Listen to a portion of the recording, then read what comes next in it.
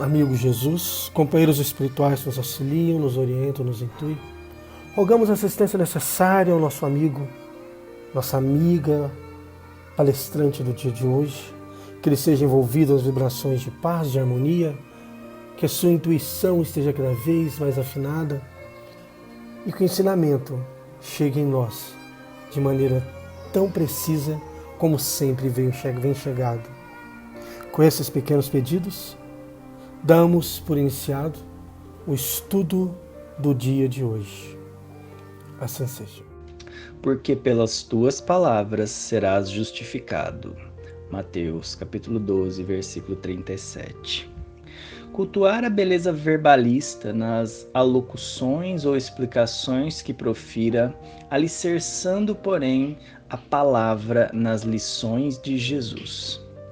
Confiar na segurança própria, mas atrair a inspiração de ordem superior através da prece. Atualizar-se constantemente, examinando todavia as novidades antes de veiculá-las. Reverenciar a verdade, contudo, buscar o lado bom das situações e das pessoas para o destaque preciso. Formar observações próprias, conduzindo, porém, as opiniões para o bem de todos. Aprender com as experiências passadas, estimulando simultaneamente as iniciativas edificantes na direção do futuro. Enaltecer ideias e emoções sem desprezar a linguagem compreensível e simples. Intuir o cérebro dos ouvintes, acordando neles, ao mesmo tempo, o desejo de cooperar no levantamento do bem. Falar construtivamente, mas ouvir os outros, a fim de lhes entender os problemas. Enriquecer a cultura dos companheiros de humanidade, manejando a palavra digna. Entretanto, estudar quanto possível, de modo a ser sempre mais útil no aprimoramento geral. Emmanuel. Que a paz do Mestre amado Jesus esteja entre nós. Hoje, o nosso tema é sobre o sentido da vida. Qual o sentido da vida? Como você pensa que é esse sentido da vida? Como o Espiritismo vê o sentido da vida? E a par desse sentido da vida em termos amplos, em termos macro, existe também o nosso sentido em termos estrito. E hoje nós vamos comentar um pouco dele, na perspectiva, porque podem ter várias perspectivas, na perspectiva espiritualista, religiosa.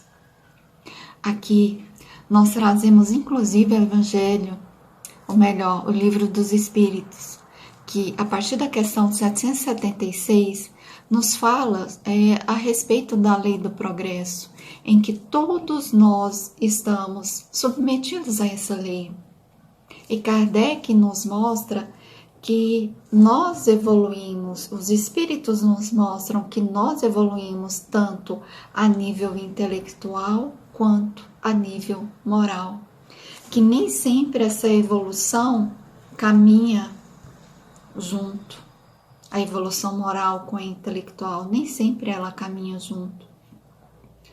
Mas que à medida em que estivermos evoluídos, ou à medida que alcançarmos a evolução intelectual, nós também vamos ser convidados a desenvolvermos, a caminharmos e realizarmos a nossa evolução moral.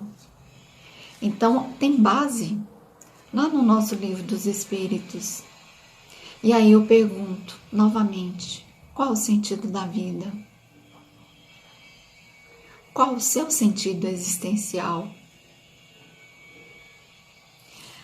A doutrina espírita nos mostra que o nosso sentido existencial é a evolução do ser humano, ou melhor, é a evolução do espírito encarnado.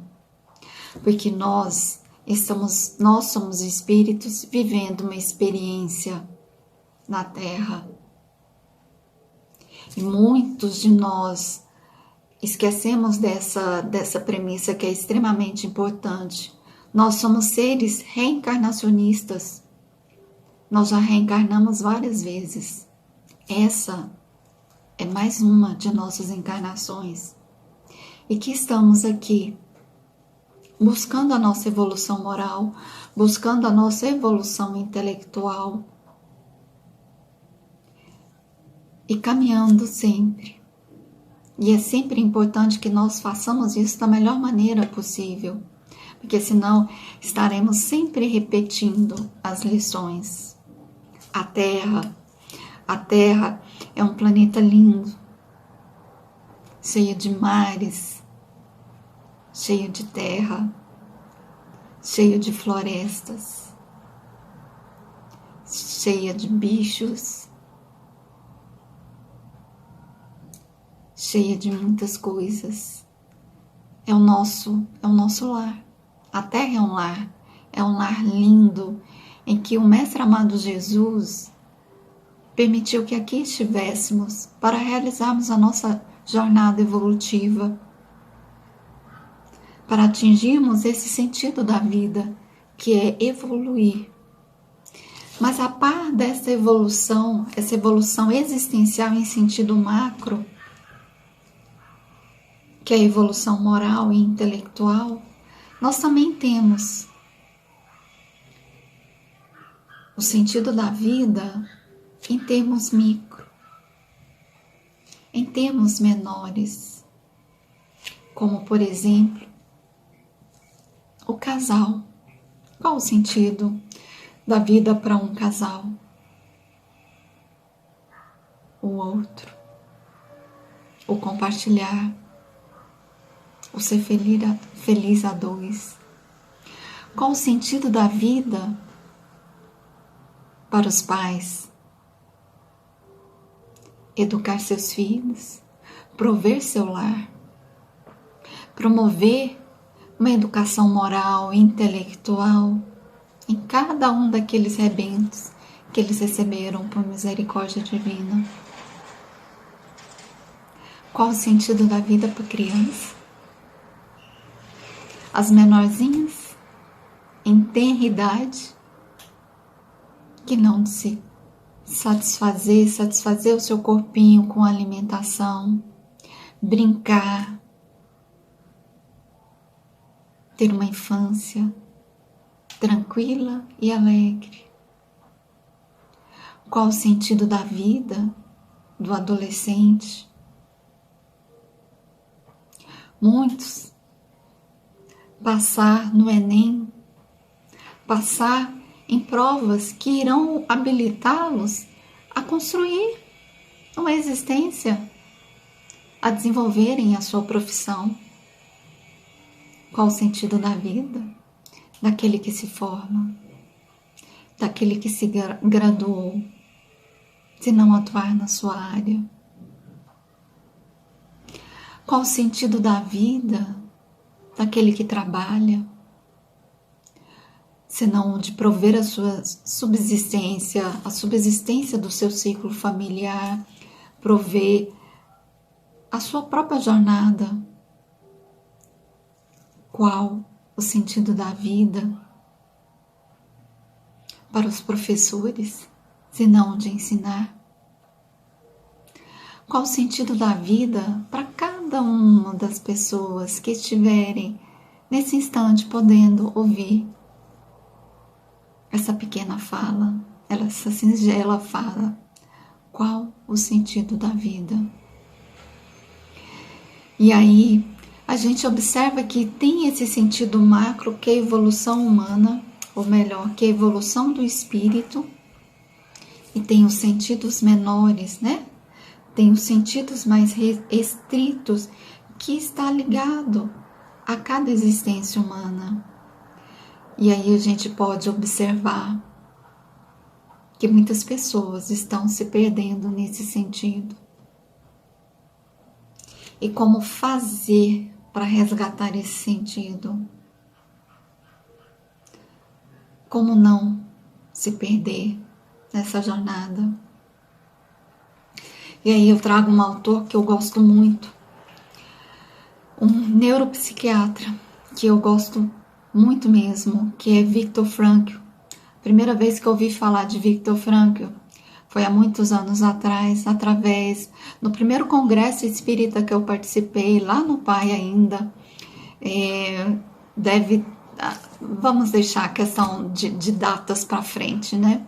Mas tem muitos anos e foi muito, eu diria que foi muito significativa aquela fala do Divaldo, falando sobre Viktor Frankl e trazendo a história de Viktor Frankl, que na época em que ele foi preso nos campos de concentração, ele já era um neuropsiquiatra, ele já trabalhava, ele já era atuante, ele inclusive protegia já os seus pacientes das atrocidades cometidas na época da Segunda Guerra Mundial, até ele ser preso com todo o sistema familiar dele, com a sua esposa, grávida do primeiro filho, com a sua primeira esposa, né?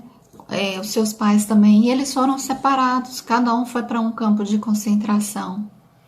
Logo no início, ele não sabia, mas a sua esposa perdeu o bebê, e na sequência, ela veio a desencarnar por exaustão.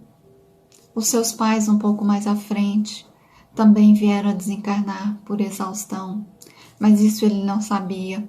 E ele transitou por 4 campos de concentração.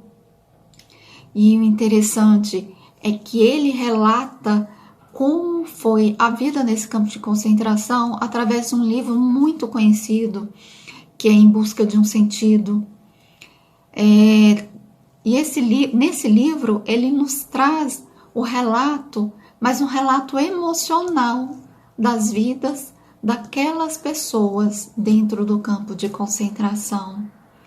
E ele nos fala, até trazendo uma frase de Nietzsche, em que ele diz que quem tem um porquê sobrevive a quase todo o como. E Viktor Frankl demonstra que todas as pessoas que passaram pelo campo de concentração, que sobreviveram aos horrores do Holocausto, foram as pessoas que tinham um porquê. Foram aquelas que tinham um porquê dentro delas, seja encontrar a esposa, seja encontrar um parente, seja encontrar os seus pais, os seus familiares, seja retomar um projeto. Todas as pessoas que tinham um quê fora dos campos de concentração saíram dele.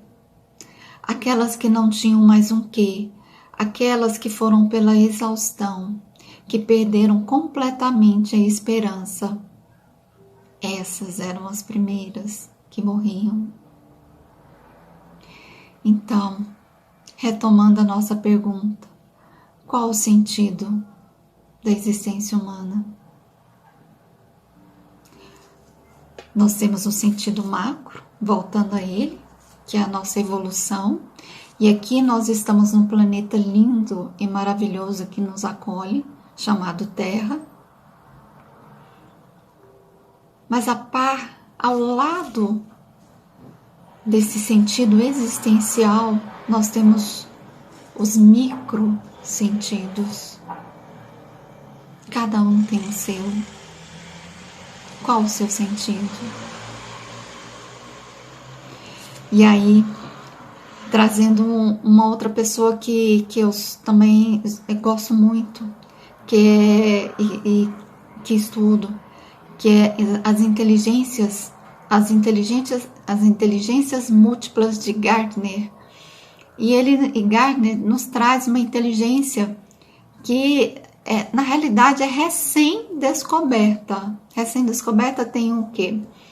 Uns 15 anos.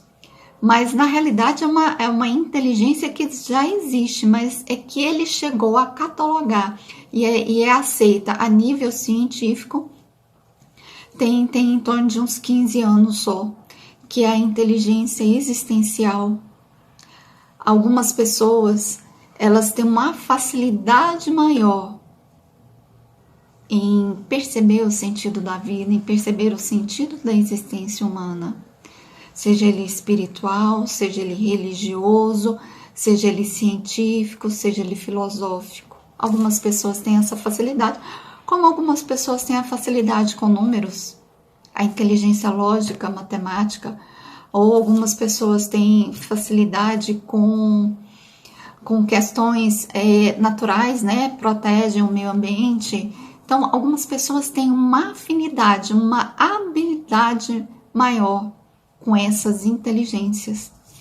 Mas, falando sobre a inteligência existencial de Gardner, aqui nós o trazemos como uma forma de perceber que muitas pessoas já conseguem definir isso dentro de si com mais facilidade. Outras, e para outras, é um pouco mais difícil. Mas o que fazer? Como eu posso fazer para desenvolver, já que eu não vejo esse sentido a nível macro e a nível micro? E aí eu volto em Viktor Frankl. Viktor Frankl conta, numa das entrevistas que ele deu, que também está gravada no YouTube, ele fala sobre 2 homens em específico. Esses 2 homens, lá no campo de concentração, se não me engano, em Auschwitz, esses 2 homens já haviam esgotado todas as suas esperanças, já haviam esgotado todas as suas energias existenciais. Estavam à beira de cometer o suicídio. E Viktor, observando isso, se aproximou de cada um e conversou. E aí ele falou para aquelas pessoas sobre ter um quê lá fora, mas essas pessoas já não tinham mais um quê para que pudessem sobreviver. E aí ele falou: quando você não tiver mais um quê, quando não tiver mais sentido a sua vida, pergunte para a vida o que ela quer de você. Pergunte para a vida o que ela quer de você. E nesse momento tão singular da existência humana, em que muitos podem estar perdendo as suas esperanças, pergunte para a vida o que a vida espera de você, o que as pessoas, o que a humanidade espera de você, como você pode contribuir. E aos poucos, esse propósito existencial vai ser retomado. Aos poucos, esse sentido vai ser retomado. Essa reconexão com a sua agenda divina, com a sua agenda espiritual, com o seu propósito reencarnatório, vai ser reconectado.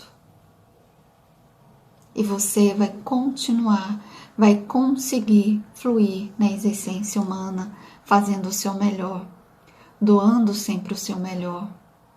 Então, quando você não souber, quando você já tiver terminado todas as suas esperanças, já não tiver mais um porquê, pergunte para a vida o que a vida quer de você. Pergunte para Deus e peça a inspiração divina para que você possa fazer o seu melhor aonde você estiver.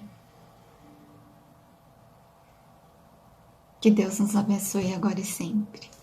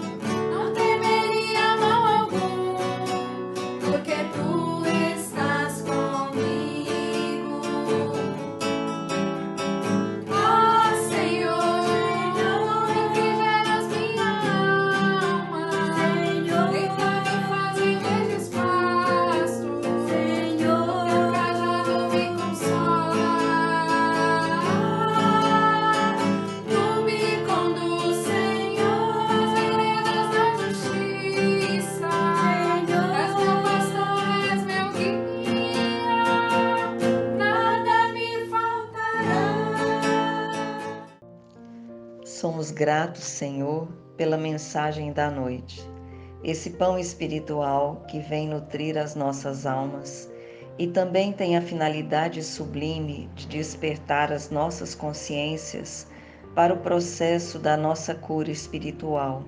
A cura também significa cuidar de si mesmo. O Evangelho, este roteiro divino, é uma medicação por excelência e a expressão máxima do amor de Jesus, que prossegue nos mostrando o caminho para encontrarmos o amor e a sabedoria. Que a misericórdia divina possa envolver a todos nós, principalmente aqueles encarnados e desencarnados que estão passando por momentos difíceis, que eles encontrem um alento para suas aflições. Ofereçamos as nossas preces para podermos ajudar a espiritualidade que trabalha ostensivamente, na certeza de que as boas vibrações que as constituem servirão de auxílio aos necessitados.